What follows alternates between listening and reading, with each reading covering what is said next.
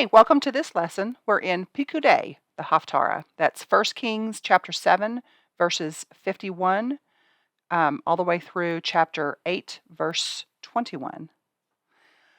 Can you believe it that this is the last Haftarah of the book of Exodus? Um, the end of a book is always kind of a reflective time for me whenever I finish up a book.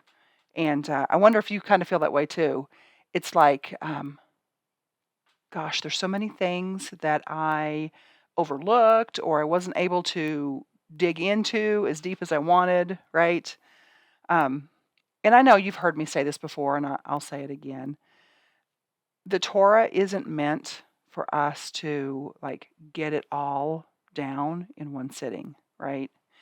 And especially when you think about how we take what we've read and what we've studied, and then we let it penetrate into our lives. We do that so that it will, not so we'll get the head knowledge, but so it will change us for the better, right? And when we have God on our side with us, that makes it all the more special. So it doesn't really matter how much content that we've feel like we've covered, right? As long as we're doing it to make it infuse our lives with meaning and purpose, right? So it's not about getting it all in. It's about getting it into your soul to change you, to bring you closer to God, right? And then it becomes like a huge win. So let's dig in to this last Haftarah and see what's up, right? So the Haftarah begins with it says when the work that King Solomon had done for the temple of the Lord was completed, he brought in the things his father David had dedicated, the silver and gold and the furnishings, and he placed them in the treasuries of the Lord's temple. Now, there's a couple of interesting things that I want to point out here that the sages have noticed, okay? So, first of all, in both the Torah portion and with the tabernacle, and then our Haftarah talking about the temple, there are similar descriptions of the completion of the work and the blessing that was given by the Maker, right? And those two descriptions are the same, using the same words as the description of the creation of the world. So that's kind of interesting, right? So does that mean that there's parallels between the creation of the world and the creation of the temple and the tabernacle, right? Well, it turns out that the sages actually think so. They say that there's a particular Hebrew word that's used for completed, the English word completed, and that the creation account shares in common with the tabernacle and the temple descriptions. Using this word is a little bit unusual. It's somewhat of a departure for the common word that normally would have been used for the word completed. And so they say that the other thing that's significant is that in the Haftarah, speaking of the temple, it says all the work was completed. So the sages are like, okay, there's no idle word, random word in Torah. So what does it mean all? Why does it say all the work was completed instead of just saying the work was completed? So as we've talked about before, midrash, right? Just kind of a story helping us to understand maybe what the Torah is saying. There's a midrash that says that the completion of the work of the temple actually represents the completion of God's work in the 6 days of creation. Now, you may already be aware, that when it says that God rested on the seventh day, in the ancient Near East, what this means is that To rest means to subdue the chaos. Okay, a king would have defeated his enemies, and so he would be said to be resting when he was on his throne. He's fully in charge, and that means he's resting, right? It doesn't mean that he's inactive, because there were more things to do, right? So resting in the ancient Near East signified sovereignty over the enemies. The king is on his throne. He's not busy in battle. He's already won it, right? So the sages say that in Genesis, where it says Genesis chapter 2, verse 3, where it says he rested from all of his work, says he rested from all of the work of his creation, which God created to make. Now, there's a wording in the Hebrew here that implies, the way that it's worded, it sort of implies that there's another task to complete. Okay? So when Solomon came, according to the sages, when Solomon came and built the temple, God said, now the work of heaven and earth is all complete. Okay? And I think that kind of goes along nicely with what we were talking about last week, that God sort of holds back some things with creation in order for us to build with him, right? Which implies that our partnership with God is just that important. And I don't know about you, but the first time I kind of heard this concept, it really sounded strange to me that God needs me, right? He's omnipotent, he's omnipresent.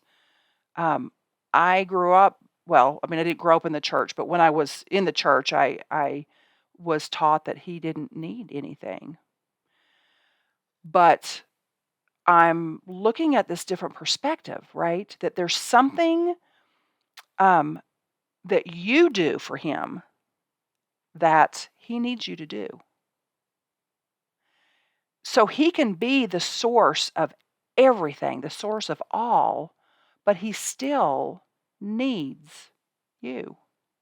He can kind of diminish himself so that he needs us.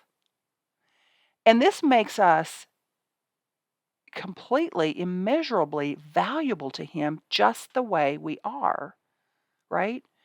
So you have a job to do, something that God needs you to do.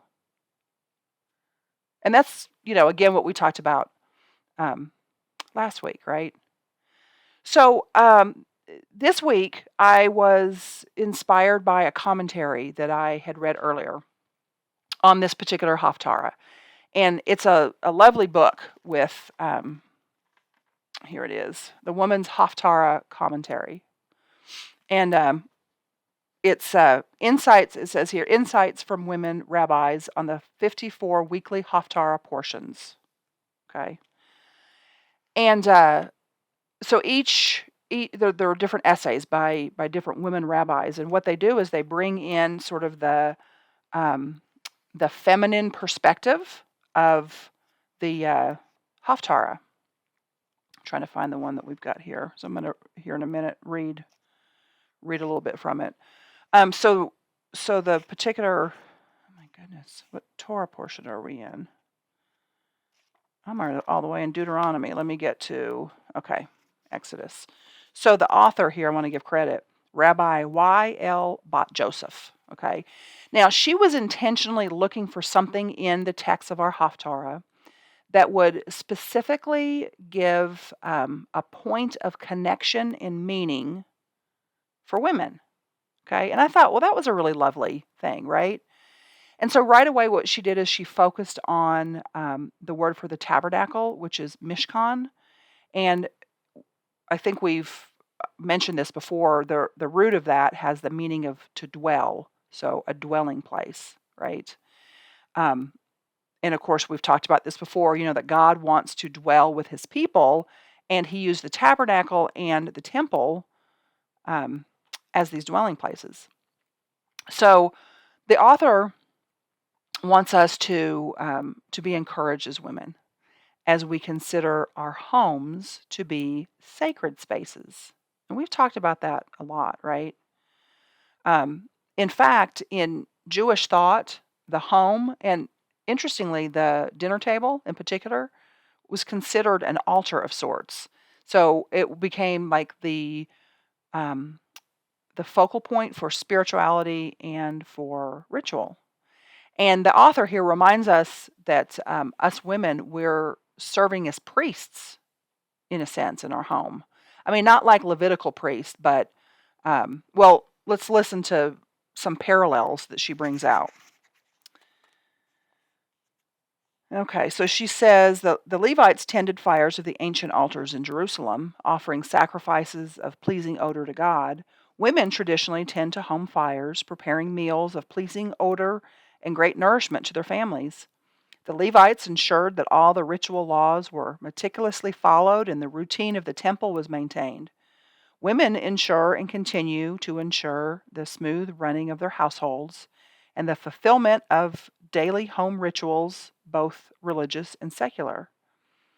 The Kohen Gadol, the high priest, also served as the arbiter and judge in matters concerning temple law. Women, as the Kohen Gadol in their homes, often mediate and arbitrate disputes concerning the laws of the house or the family. The high priest was expected to be of highest moral character, a role model for society, and she's talking mothers in particular, face equally stringent expectations. The home, as much as the synagogue service, became a focal point for Jewish ritual and Jewish spirituality. It's traditionally the place where our Jewish education begins. We light candles and join in Pesach Seders and Friday morning challah baking long before we fully appreciate the religious significance of these rituals. Now she mentions mothers here, but I think it goes straight for women, and even women where you're the sole person in your home. So building on this idea that women nurture the dwelling place. In this Haftarah, I actually counted 5 places where the phrase "build a house to my name" or "build a house to the Lord" showed up, which I thought was interesting. And this was said in reference, to the literal temple, of course. But I was thinking now about looking at the temple as a metaphor for our lives. So, what does it mean to build a house for His name? Right. Well, we know what a name means in Hebraic thought, right? It's one's character. So we're talking about building something that represents His character to the world, and that made me think of this sweet ritual in rabbinic Judaism. It's the ritual of Hanakat Habayit La Hashem, which means consecrating a house for God. So the idea of this ritual is to transform like the physical structures of the house into a home, okay? Into a home that's like worthy of housing God's Spirit amongst the inhabitants, creating a sacred and a loving place that sort of is imbued with the character of God, right? So a house is just like specific materials that physically shelter the people, but a home is different, right? So the building materials of a home would be different. It would be like love, kindness, patience, compassion, fruits of the Spirit, right? And the idea is that transforming a house into a home isn't something that just sort of comes to us, right? We as women need intention on our part. We need to be intentional about doing this. And the nature of humanity kind of being what it is, we're going to need reminders or like visual aids, I like to call it, to help us keep intention in the forefront of our minds. So I like this Jewish ritual of consecrating the house, and that involves attaching. Maybe you've heard of this, a mezuzah on the doorposts. I don't have a picture of it, but a mezuzah is actually the small folded rolled parchment that's inside that decorative box. So you've seen the decorative box that's on the doors, right? So they're mostly everyone calls the whole thing mezuzah, but technically it's that little parchment on the inside. And in rabbinic Judaism, there's some specifics. It has to be exactly this and that. I'm not going to get into that because what I want to bring out is the idea of a visual reminder that we're building a home, right? So anyway, but inside that little parchment are some verses in Deuteronomy that are designed specifically to help remind us of our obligations for God, right? So I want you to think about this week maybe what some other visual prompts that you can think of, whether you do the mezuzah or not. Like think about what you can put around your house to make it home, right? Maybe scriptures, particular scriptures in a nice frame, um, painted rocks in a bowl. It's kind of fun that you can write keywords like maybe the fruits of the Spirit. Something to kind of help trigger your memory that what you're doing is you're building a home that's a dwelling place for God. Now, we've talked about this in some other lessons that we ourselves can be that dwelling place, right? We can carry with us the idea of home, the warm and nurturing everywhere that we go, right? When we think about whether it's our home or we think about whether ourselves as this dwelling place for God, what happens is that when we make that a place for God, then it's also going to be a lovely place for everyone else who enters too.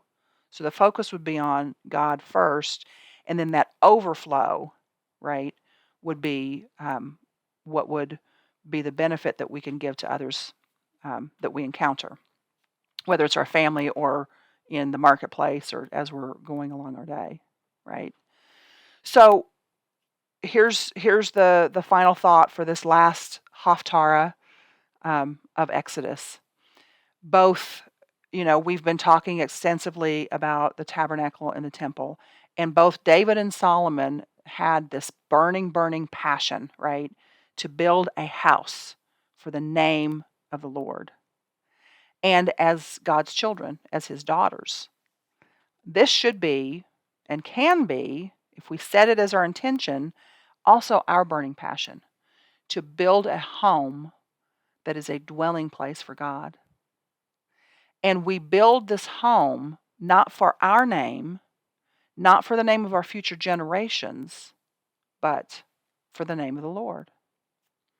And I'll leave you with this last thought, Proverbs 18:10. The name of the Lord is a strong tower, and the righteous run into it and are safe. So next time when I see you, we'll be starting the book of Leviticus. See you then.